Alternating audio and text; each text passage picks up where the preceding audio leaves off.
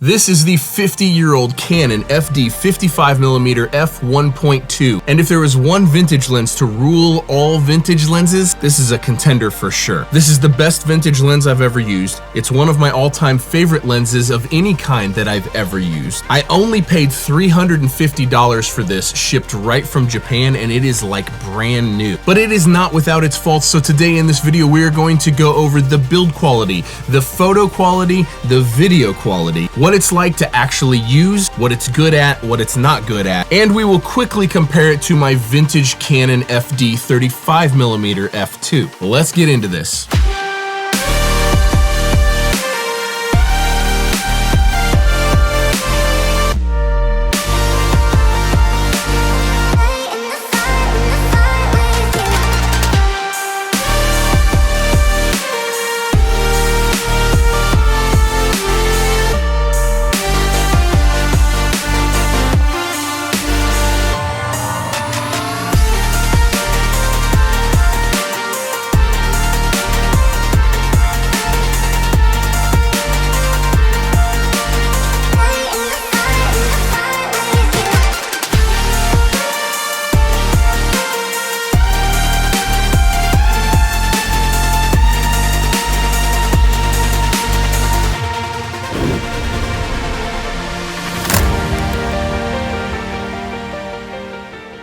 Hey everyone, I'm Cool Caparoon. Thank you so much for stopping by the Aperture Life for another video. Now, not only am I going to review this vintage Canon FD 55mm f1.2, for me personally, this is stop number 2. This is video number 2 in searching for what lens I'm going to use to build an ultimate cinema lens kit around. I'm testing anamorphic lenses, cinema lenses, vintage lenses, and modern lenses, and I'm trying to find the look, the style that I'm going to build an entire set around. So this is stop number 2, but because this is a photo lens, technically, we are going to spend a lot of time talking about the photo quality of this, but for me, this is about how it compares video-wise. So full review, both photo and video, but just want you to know where I'm coming from. I forgot to set the anamorphic lens up here that we're comparing it to. Now, I've actually just completed my full review on the Blazar Mantis anamorphic lens. I'll put a link to that in the description below. You can find it on the channel as well. But since this lens is 50 years old and it is a vintage lens,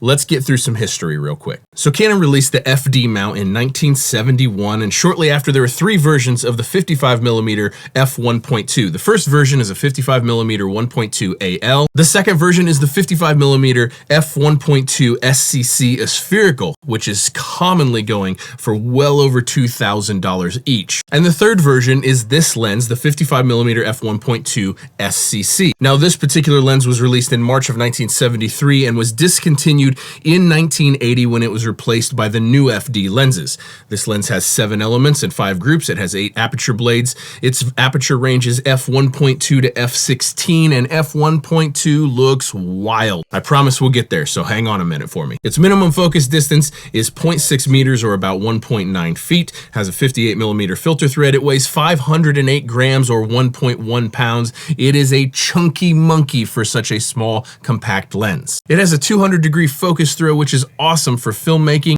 also incredible for taking photos. The red S.C.C stands for Super Spectra Coating. Now, while this was one of the best coatings at the time, it does make for some spectacular lens flares and has the favorite lens flares of any lens I've ever used. Now, using this lens is unbelievable. The focus ring is so smooth. It's one of the very best I've ever felt. The aperture is detinted and it just exudes quality. When you turn the aperture ring and the focus ring on this, you feel like you're turning those rings on a piece of artwork. It just completely sums up early Japanese quality craftsmanship. Now, without the adapter, this lens is incredibly compact, especially for a 50-ish millimeter f1.2. It's shockingly small, bordering on a pancake lens if we're being honest. But of course, we have to use an adapter on it if we're going to use it on any modern cameras whatsoever. This is the KNF Concept Pro FD to E adapter, and it has worked flawlessly for me. I'll put a link in the description down below. Now, optically at f1.2, f1.2, it is very dreamy looking. It has a ton of halation, a ton of glow. It's a look that I can't use very often. It's incredible. If you want to go, if you're trying to film a dream sequence or you're trying to make a photo look like it took place in a dream, I've never used anything better than this lens. However, it's a very specific look and not one that I can use very often. You really got to close this down to about f2, and once you do that, it is one of the best looking lenses I've ever used. At f1.6, it's maybe 60 or 70% gone. At f2, it becomes very, very usable. And at f2.4, it is as good as it gets, in my personal opinion. But I mostly use this lens at f2 if I can get away with it. Now let's talk about its performance for photo first, and then we'll get on to the filmmaking video side of it. The look of this lens is just, it's one of the best I've ever used. You're gonna hear me say that a lot in this video because it's true. Its ability to be very, very sharp and also have tons of character is the best example I've used. It is incredibly sharp, especially for a vintage lens, but it also has boatloads of character, and the color rendering is just, it's just unique. It's just a unique looking thing. It speaks to my soul. It's the perfect balance between character and juice and tons of vibe, but also just sharp enough and just clinical enough to be able to use it on literally anything. Modern portrait photography, modern product photography. That's what I use this the most for so far, is modern product photography, and it's unbelievable. The skin tones coming out of it are absolutely fantastic in my opinion. The colors definitely have a look. In my opinion, it is accurate enough colors for me, but they definitely have a look, and it's a look that I absolutely love. The focus fall off of this lens, especially at like f2, it just falls off so fast to me. Whatever is in focus and very sharp, and then just past that focus plane, the focus fall off happens very, very quickly, and everything is just so blown out, but still with character. It's just not a creamy, totally disappearing like an 85 f1.4 would be. It still has character. You can still see what's in the background, but boy, does it just looks awesome. It is truly one of my favorite lenses I've ever owned, and one that I will absolutely never sell. As a matter of fact, I might try to pick up a second one just because. Now, when we start talking about using it for video, this is where things change and get a little bit more complicated. Everything I've said up until this point still applies for video. The sharpness, the bokeh quality, the focus fall off, the color rendering, all of that still applies. And for me specifically, in trying to find the lens that I'm going to build a kit around, I'm comparing it to anamorphic lenses and actual cinema lenses that are built to make films with. Now, the spherical version of this 55mm 1.2 that goes for well over $2,000 all the time is basically the same glass that is in Canon's vintage K series cinema lenses. Now, in real world practice, and when you look up comparisons between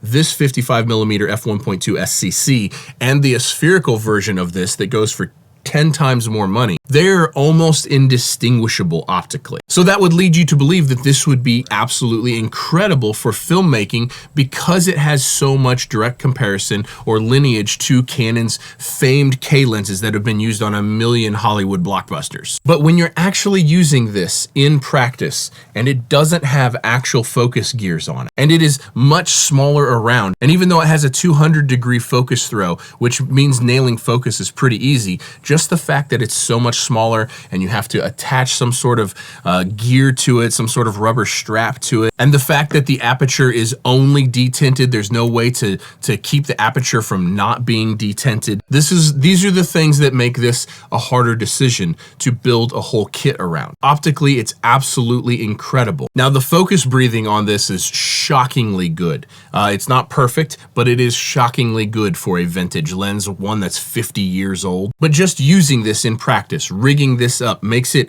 a harder decision to go with something like this, to build a whole kit around. Now, the other thing that makes it a harder decision to choose this lens as the centerpiece to build a lens kit around is the fact that there are no other focal lengths in the f1.2 aperture range. When you want to go down to a 35 millimeter, you get to f2. This is my vintage Canon FD 35 millimeter f2. Optically, it is very similar. It has a lot of the same character, a lot of the same bokeh quality. It is actually usable at f2, wide open, unlike the 55 millimeter is not usable at f1.2 very often. But you don't have a consistent thing throughout all of these lenses. You want to go wider than 35 millimeter, then you start getting up to f2.4 or f2.8. And so building a set from 24 or 28 millimeters all the way up to 85 or 100 millimeters, it gets to be pretty difficult to build a consistent set. So again, that's another mark against using this as the centerpiece to build out an entire cinema lens kit. For photography,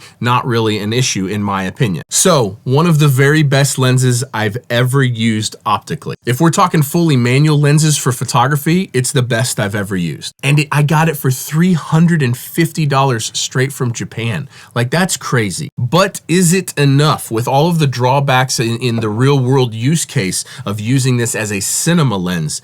Is the optical quality, how much I love the way this looks, is it enough to dedicate to build out an entire kit over anamorphic lenses and cinema lenses? That you are going to have to subscribe and stay tuned for. Like I said, this is video number 2 in a whole series that I'm doing on this, and we've got a few more lenses to go. And who knows, throughout the process of this, there may be a few more lenses that even get added to the list that I'd like to test out. But at the end of this series, I will put all of these side by side and show footage of them side by side of exactly the same things, and I will be choosing one of these lenses as the centerpiece for what I'm going to build a kit around. If you're into photography and you want a full manual vintage lens, this is an absolute no-brainer. If you're into filmmaking, it's a little bit harder to recommend this, even though optically it's incredibly good in my opinion. If you've made it this far into the video and you haven't subscribed yet, I feel like I've earned your subscription, and there are links in the description down below for everything that I use, that I talk about, the adapters, the other lenses, the cameras that I use, the lights that I use. Those are affiliate links, so even though this is not a sponsored video and no one sent me any of this stuff for free, if you want to support the channel and you enjoy this content anytime you need to purchase